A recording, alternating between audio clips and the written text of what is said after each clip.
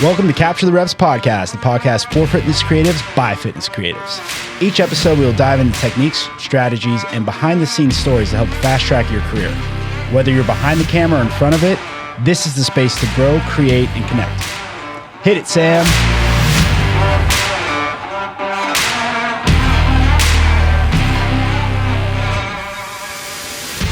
Today's episode's all about prospecting. My brother Tom is very good at that. I love prospecting.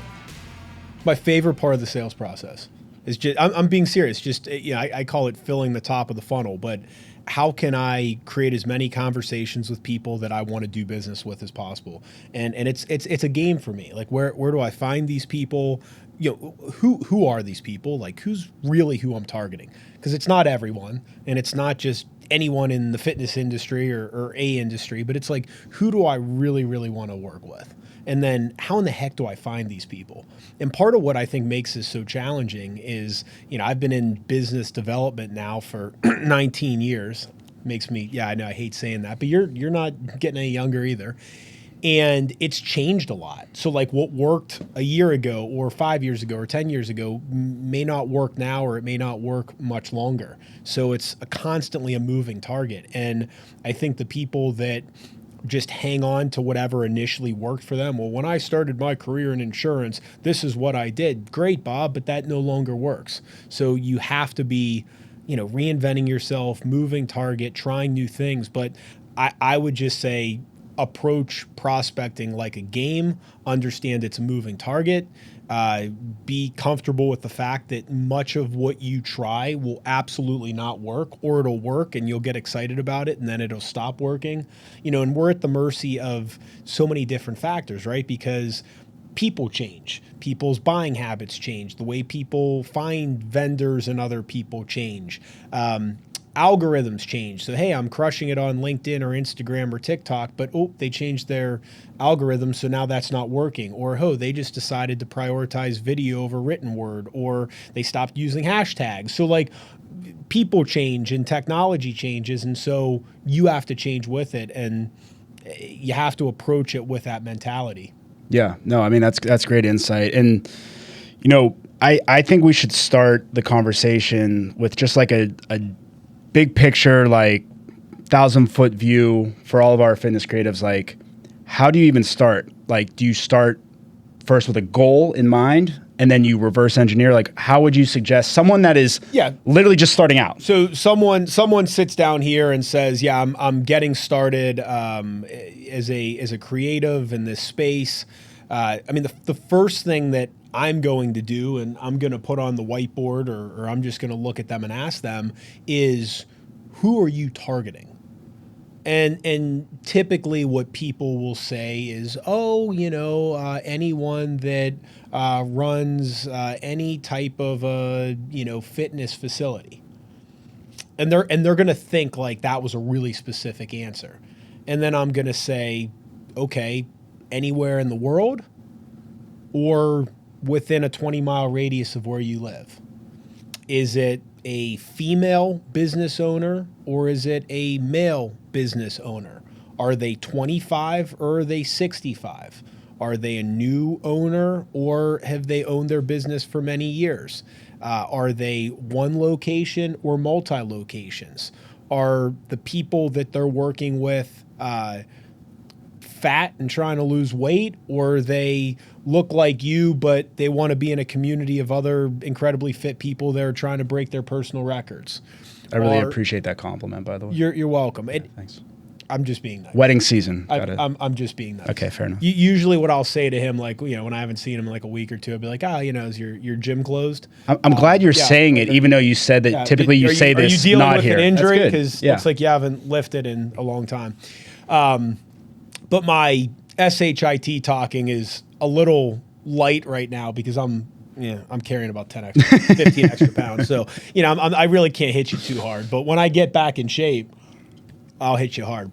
So, but you hear these questions, and these are the questions I'd be asking because I want to drill down specifically who you're targeting. And you can't be any more targeted because there's so many different things. So, like, is this a CrossFit gym owner? Is this an athlete that's trying to compete for something?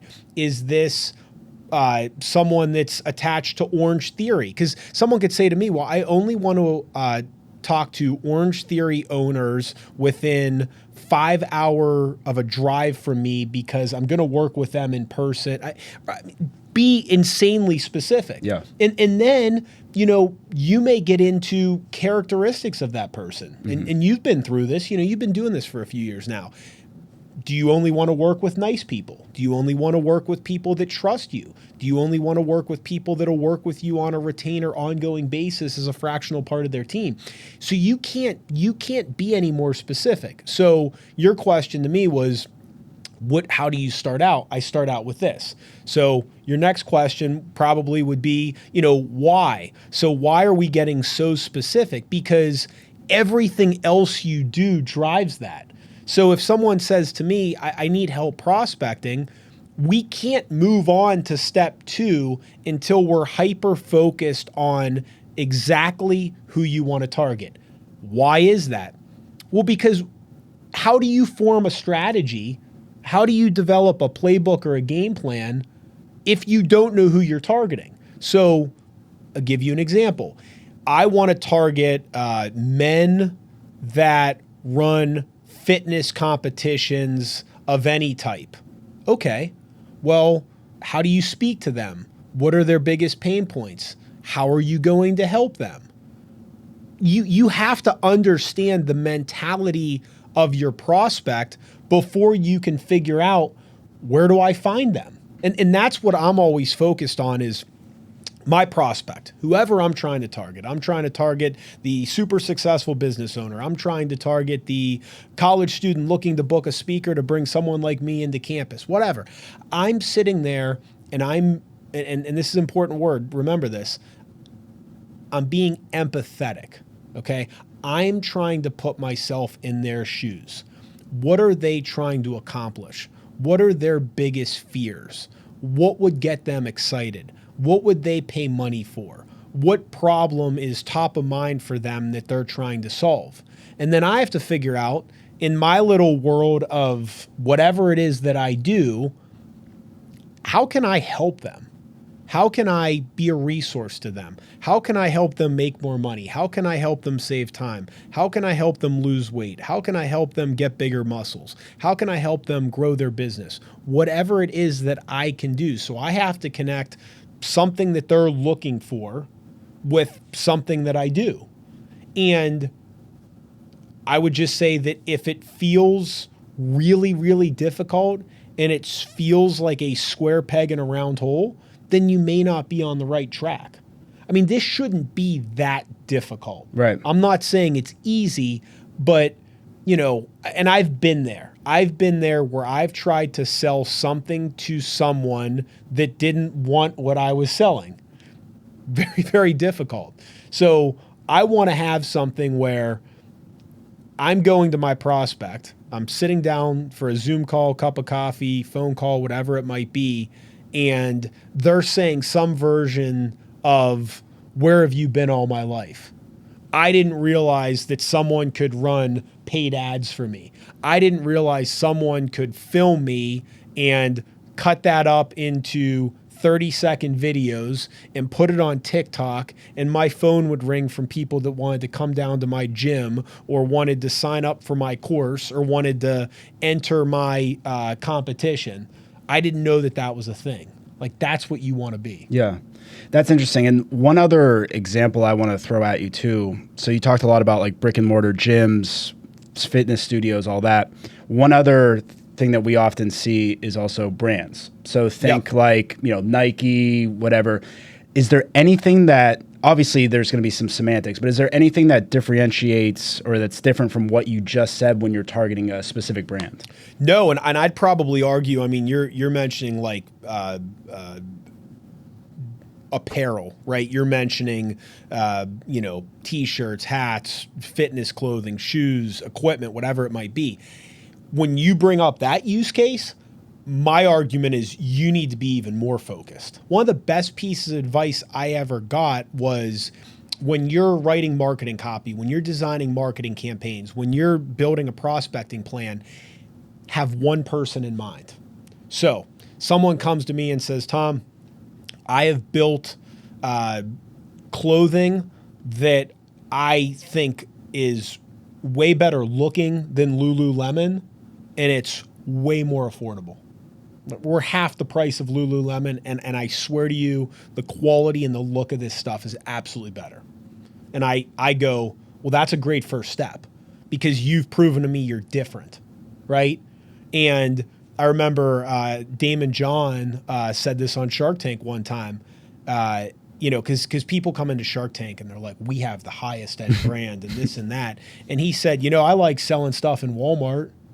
And the what I took from that was pick a lane. And Walmart is a great lane. Nordstrom is a great lane, right? Low end, high end. But if you're kind of in the middle and you're just like everything else, you don't have a lane. So someone comes to us and says, I'm in the clothing business. I've got something for women. It's better than Lululemon and it's cheaper. Okay, that's great. But to my point a minute ago, give me the person that's for. And a person is not women, but we have to speak directly to her. And everything we're going to design, maybe not forever, but at least right now, our ads, our website, our video content, everything is going to be towards her. So I go on our website. What's that headline? What's grabbing me at the beginning of that website? It's something that's going to blow her away. It's something that's going to speak directly to her. Because writing the copy, writing the content, creating everything, it becomes so much easier once we have that person in mind. Does that make sense? Yeah. So it's like once you've already established with a brand, with a gym or whatever, what their target is, then you can create assets for that. Everything spews from this. Mm-hmm. What does our website look like? What does our paid ads look like? And then you as a creative can come in there and you can come from a place of better understanding, so you can provide, those assets, have them quicker and less revisions, all that kind of stuff, which is yes. And so let's play this out. If I'm speaking to a prospective client as a creative, I'm asking them these questions as early as I can. 30 seconds into our first cup of coffee, let's pretend you're the creative, right? Well, let me get my cup of coffee. There you go. So we're having a cup of coffee. We're sitting at Starbucks. Okay. I'm getting to know you. I'm gonna, maybe I'm gonna ask you about your brand, or better yet, I'm gonna say, hey, I checked out your Instagram. I checked out your website. Yes. I went to a store that you sell in, yep. and I, touched the fabric. Right. Okay. So I understand. I'm not gonna bore you for 20 minutes. I'm not gonna waste your time, and I want to show that I did my homework. Right. So JT, here, first question I have for you is, who are you targeting?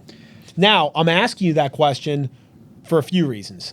Number one is you may not even know. Mm-hmm. And if that's the case, I'm going to beat you up in a very caring, professional way. And why do you think I say that? Because you're going to show your expertise. You're going to become a thought leader, have all that information. That speaks back to a previous episode we did with Holly, who's a photographer. She works with a lot of brands. Same type of thing. She asks pointing questions because she's also she's trying to have client acquisition and stuff like that, but she's also interviewing them to see if they're a good fit for her, right? Because it could work the other way where all of a sudden, oh, wait a minute, this brand or this gym or whatever, they don't have an idea of what they actually want. So me working with them, while it might be great financially, if they don't have set goals and set like targets and metrics in mind or an idea of what they want, then I'm not going to ever be providing what they need or what they want. They don't know what they want, and then our relationship's going to dissolve after 3 months, 6 months, whatever it is. The best salespeople ask questions. So it's funny because I think I'm pretty good at sales. People think of me as like a salesperson, sales guy, and I'm sure that to the amateur person, they probably think that in a sales setting, I'm go go go. I'm talking like I am right now. Couldn't be further from the truth. I'm just asking questions. JT, tell me about the brand. Mm-hmm. Who are you targeting? Why are you targeting them? Is that as specific as you go, or do you have like an ideal customer profile built? Tell me more about that person. You going after rich people or poor people? Are you going after cost-conscious people or people that'll spend anything on anyone? Do you think they buy online or they go into stores?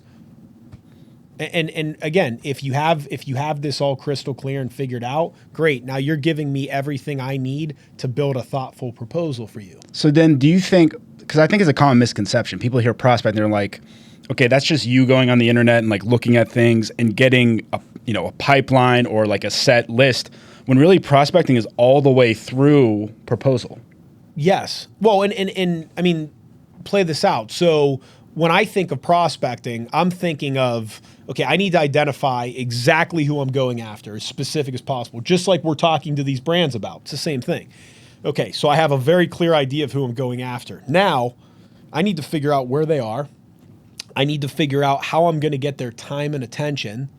And then I need to figure out how I transition getting their time and attention to the next step in my process, which is I got to talk to them. Now, am I talking to them for 15 minutes on the phone? Am I trying to get them for a cup of coffee? Am I offering to go to their facility? Is there anything that in your experience been best?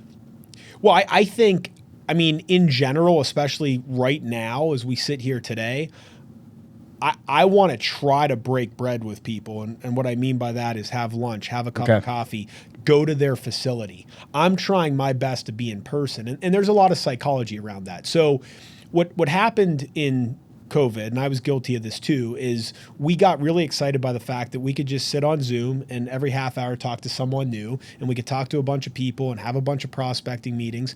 And I fell into that trap too. Here's the challenge with that. Psychologically, you and I have never met before. We have a 30-minute Zoom call. I can't even remember your face or your name a week later. However, if you own a fitness clothing store and I come down to your facility and we spend an hour together, you're going to remember that conversation 5 years from now. And there's a much greater chance that we're going to work together in some capacity. So if at all possible, I want to make the time. I would rather meet with 5 people face-to-face that I could prospectively do business with over 20 Zoom calls. So think of that. 25% of the meetings I think will yield more business if they're face-to-face. So, and I think this is what you were asking, but like, what am I trying to do? Well, I'm trying to get to a place where, if at all possible, we can physically meet. Yeah. That's what I'm trying to do. And this is probably delving into another topic that you and I will talk about at some point, but from a sales standpoint, I do think it's easy. So it can feel really good to talk to someone for 30 minutes on Zoom and close the deal. Oh yeah. Hey, look, I accomplished. I had this big meeting today. But if you said to me, Tom, how do I close more deals? I'm going to tell you, don't take shortcuts. Yeah. Right. So what I mean by that is put in the time we're going to have a phone conversation. Then we're going to meet face to face. And then we're going to meet again. But by building that relationship and delivering a lot of value, you have a much better chance of getting a long-term client. Yeah. And I would ask this. So going back to like that meeting and like having that in-person meeting, how do you get the buy-in from your perspective, the person that you want to meet with? Is there certain questions you ask, certain things that you bring to the table to make sure, hey, I want an in-person meeting. Oh, I'm busy. No, like you really want to take this meeting with me because of X, Y, and Z or whatever it is. Yeah, I think there's a very fine line, but what I want to do is I want to politely challenge someone. Okay. And say, Bob, I know you're a busy guy. I know this probably isn't the biggest priority on your mind at the moment, but, and again, these are my words, you're going to create your own version of this, but if you're serious about doing this, I need an hour of your time to really understand what's going on, to share with you some ideas, and for us to figure out if this is a good mutual fit to work together or not. One of two things is going to happen. Either they're going to go, screw you, I don't want to give you an hour, or I don't have time for this. If that's the case, they weren't going to work with you anyways. Right. And if they did, it might have been one little cheapy project, but it's not a good long-term client. Mm-hmm. Or they're going to say, wow, this guy's really serious about what he does, and this is important to me, so I'm going to carve out an hour to meet. And then, I mean, you may weave in anything you know about that. So I know you have this huge event coming up, and you probably want to document it in the best possible way so that you have a ton of great assets to share so that you can grow this more in the future. So like anything you can do to allude to, hey, you should probably make this a priority, because if you let me do my job well, I could make you look good. I can drive a lot of, future marketing opportunities for you. We can better showcase your brand. We can make you look really good on a big stage. Yeah. Right. Yeah. So like you recently filmed me doing a presentation on a college campus, and let's say that I was like iffy on it because, we had to fly, you had to travel with equipment, you had to set everything up. I've got a lot going on personally and professionally. So it would have been easy for me to just be like, look, I don't have the time for this. Yeah, whatever. So in that scenario, how could you have challenged me? Well, you could have said, Tom, if I can capture you on a beautiful stage in a beautiful building with 1,500 students in the audience, with the right lighting, the right photography, the right videography, we're going to make you look like a big effing deal. Yeah. And that's going to play well on LinkedIn. And you're going to have all this great collateral to share. And there's probably going to be these little bite-sized things that you say that could be great on Instagram or TikTok. And you might have, 20, 30 different pieces of assets there. Mm-hmm. So like when you say that to me, I'm just like, you know what? You're right. We probably should spend an hour talking about this, and I probably should have you do this for me. Yeah. So you've politely challenged me and shared with me the value of it. Yeah. Because that's framed a lot different than, let me record it because it'd be really nice for you to have that video. Right. Well, really, really nice doesn't matter to me. Mm-hmm. Looking like a rock star on LinkedIn so that people want to do business with me, that's what I'm looking for. Right. So stroke my ego a little bit. And you heard me say that because that's what I do. Whoever I'm working with, I want to share with them how I can help them. Right. So if I'm a fitness trainer, I'm sitting there saying, you could look better than all your friends on your next vacation. You could look better than the day you got married. You could, really look good, at the pool with your spouse. What am I trying to do to like butter them up a little bit, but in a true way, because it connects with what I do. So like if I'm you, I could make you look like $1 million on that stage if you just let me do my thing. Yeah. So you're stroking my ego, you're connecting it to what you do, but you're resonating with your prospect. Like bring this all back to prospecting. How do I get people's time and attention? I have to figure out what they're looking for. So what does my brand do? What does my business do? What am I doing that helps people? Because I'd imagine everyone watching this or listening to this does something that helps people. Yeah. Okay? So everyone has someone that they help in some way. They make them look good. They drive marketing leads. They help them sell more T-shirts. They help them attract more clients. They make them look really good from a personal branding standpoint so that they can do more of whatever they do. Right.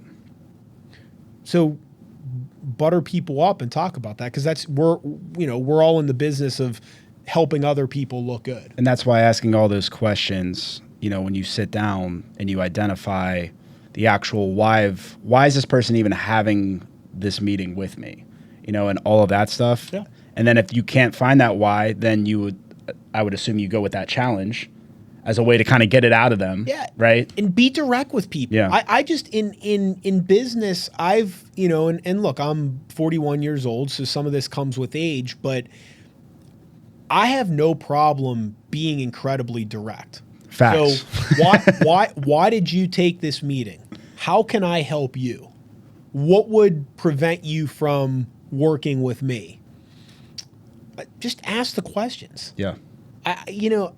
people will probably appreciate you being direct. And you can do that in a way that's not pushy, that's not salesy. And again, some of that's my personality, but I've seen people that are the opposite of me still do that, but they do that in a way that's authentic to them. Right. So maybe it's not as direct. Maybe it comes from a more caring place. Maybe they lower their voice when they ask those questions. Yeah. But what do you want to know? Yeah.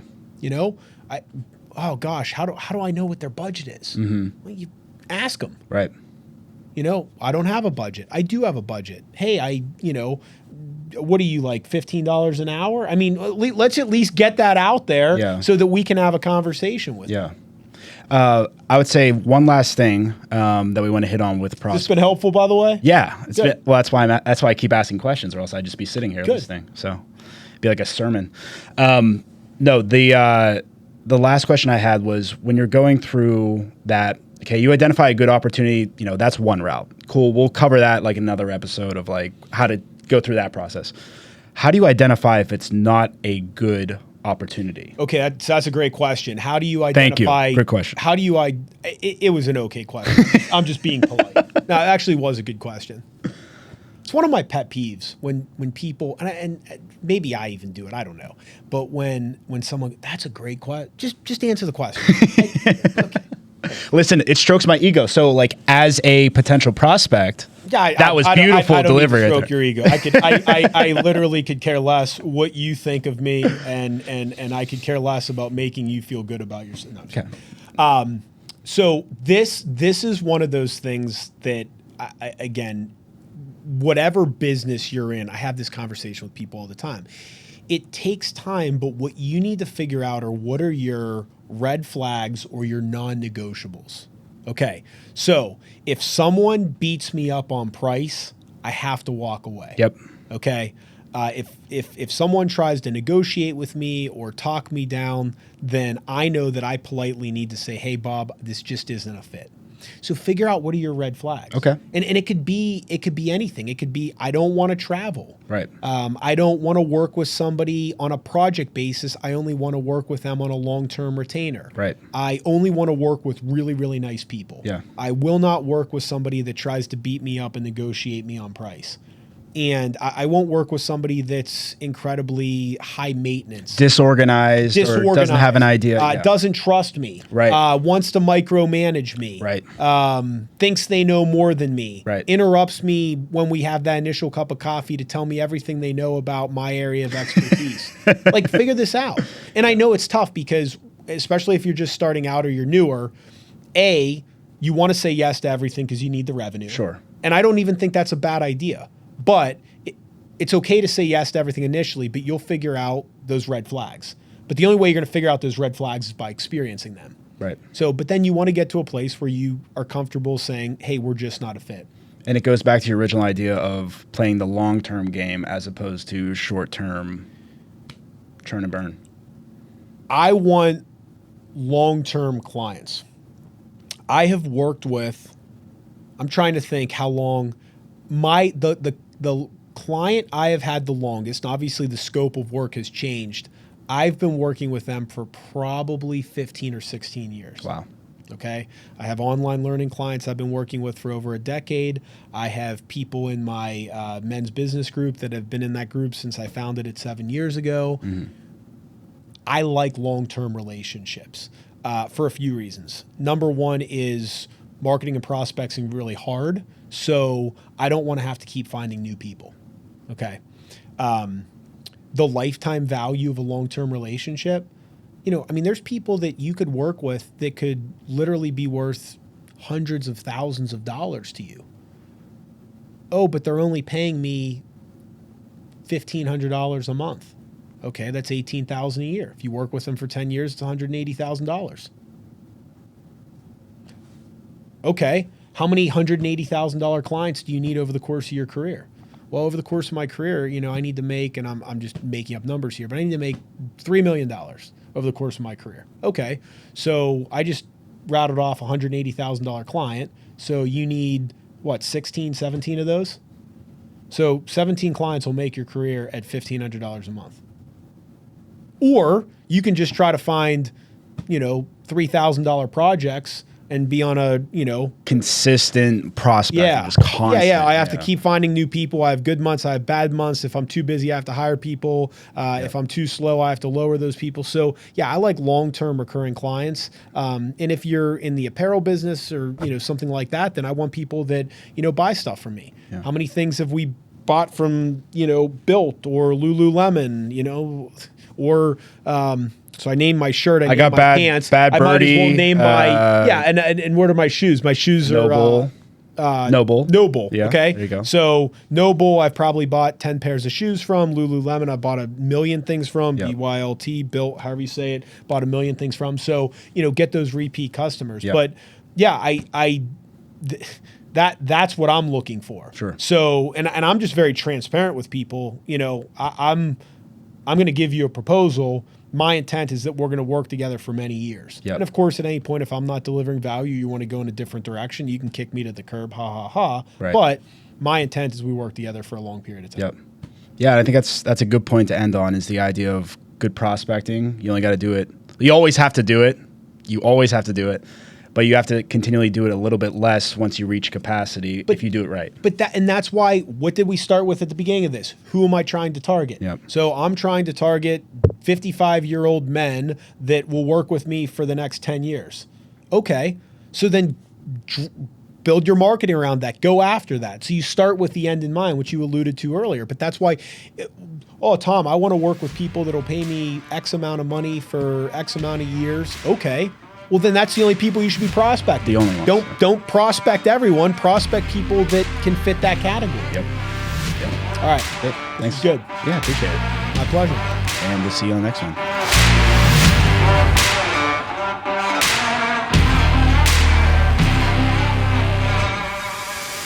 Well, that's a wrap on this episode. Thanks for tuning in to the Capture the Reps podcast.